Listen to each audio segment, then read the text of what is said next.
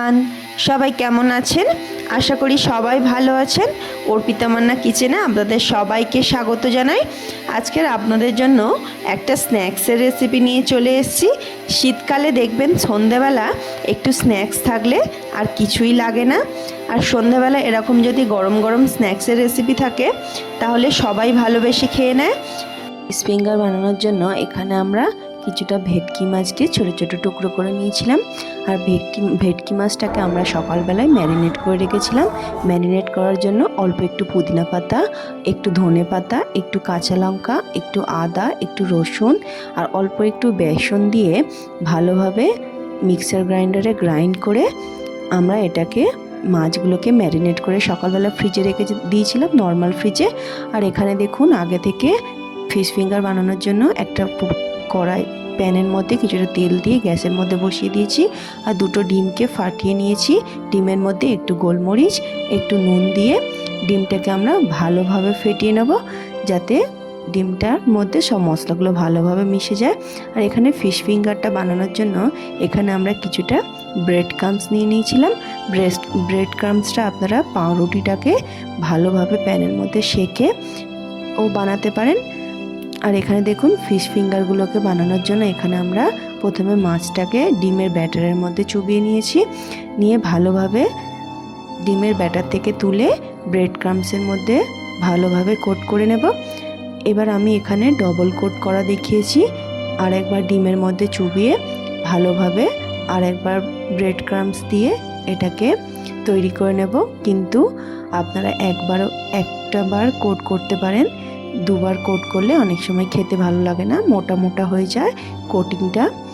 তো আপনারা একবার কোট করে নিতে পারেন, আপনাদের যেমন পছন্দ হবে আপনারা তেমনভাবে করতে পারেন।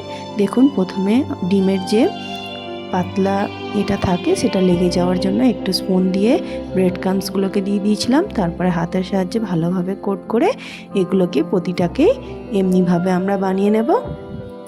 সবগুলোকে বানিয়ে নিয়েছি। আর আগে থেকে দেখুন যে প্যানের মধ্যে আমরা তেলটা গরম করার জন্য বসিয়ে দিয়েছিলাম। একটু মিডিয়াম টু লো ফ্লেমে তেলটাকে বসিয়ে রেখেছিলাম।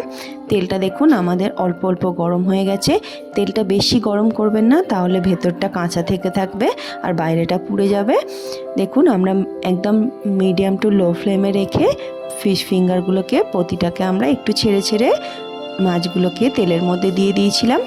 এবার আমরা ভালোভাবে একটু সময় ধরে এটাকে আমরা উল্টে পাল্টে একটু ক্রাঞ্চি করে ভেজে নেব। দেখুন এগুলোকে আমরা মাঝে মাঝেই এপাশ ওপাশ উল্টে পাল্টে এগুলোকে প্রতিটাকে এমনিভাবে ভেজে নিয়েছি। এটা এমনিভাবে ভাজলে খেতে খুবই দারুণ লাগে। ভেতরটা পুরো ভাজা হয়ে যায় আর বাইরেটা ক্রাঞ্চি ক্রাঞ্চি হয়ে যায়। দেখুন আমরা এমনিভাবেই প্রতিটাকে উল্টে পাল্টে একটা ফোগের সাহায্যে সবগুলোকে ভেজে নিয়েছি। এবার আমরা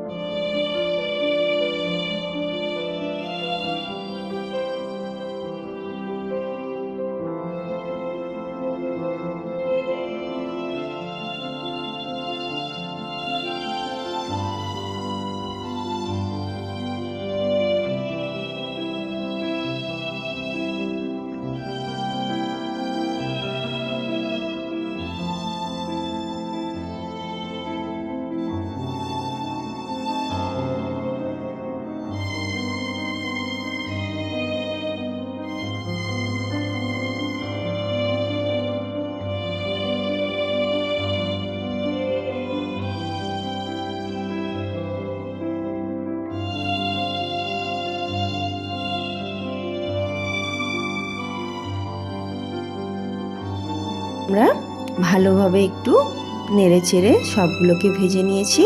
সবগুলোকে আমরা এমনিভাবে ভেজে নেব। দেখুন এখানে আমাদের ফিশ ফিঙ্গারগুলো সব ভাজা হয়ে গেছে। এমনিভাবেই আমরা এগুলোকে তেলটা ছেঁকে ছেঁকে একটা প্লেটের মধ্যে তুলে নেব। আপনারা চাইলে টিস্যু পেপারের উপরও এগুলোকে রাখতে পারেন, তাহলে তেলটা টিস্যুর মধ্যে অনেকটা টেনে নেয়। আর দেখুন এখানে আমরা ফিশ ফিঙ্গারগুলোকে গরম গরম অবস্থাতেই তুলে নিয়েছি। আর গরম গরম অবস্থাতেই আপনারা সার্ভ করবেন, তাহলে খেতে খুবই ভালো লাগে। দেখুন এটাকে কাসুন্দি বা টমেটো কেচাপ এর সাথে সার্ভ করতে পারেন। আমি এখানে একটু পুদিনা, ধনেপাতা, কাঁচা লঙ্কা, আদার যে পেস্টটা আমরা প্রথমে মাছের সাথে মিশিয়েছিলাম ম্যারিনেট করার সময়, সেই পেস্টটা আমরা একটু আগে থেকে তুলে নিয়েছিলাম চাটনি বানানোর জন্য। এই পেস্টটাতে মানে একটু লেবুর রসও যে ম্যারিনেট করার সময় দিয়েছিলাম, তার মধ্যে অল্প একটু চিনি দিয়ে এটাকে সার্ভ করতে পারেন চাটনি হিসাবে। খেতে খুবই ভালো লাগে। বা আপনারা কাসুন্দি টমেটো কেচাপের সাথেও সার্ভ করতে পারেন। দেখুন কত সুন্দর দেখতে হয়েছে ফিশ ফিঙ্গারগুলো, আর খেতেও অসাধারণ হয়েছিল। আপনারা অবশ্যই একবার এমনিভাবে বাড়িতে বানিয়ে ফেলবেন। খুব কম খরচে দোকানের থেকে বাড়িতে খুব সহজেই বানিয়ে ফেলতে পারবেন।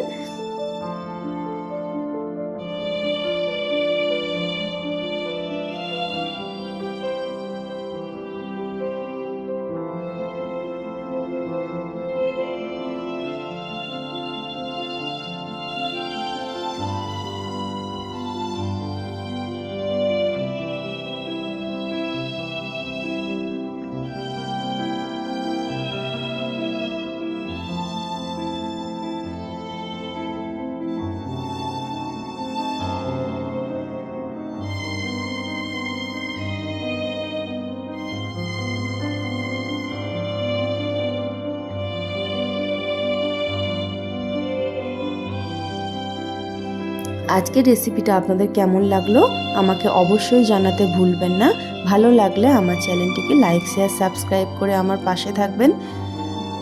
সবাই ভালো থাকবেন, সুস্থ থাকবেন। আবার দেখা হবে নেক্সট একটা ভিডিও নিয়ে নেক্সট ডে। বাই বাই সবাইকে।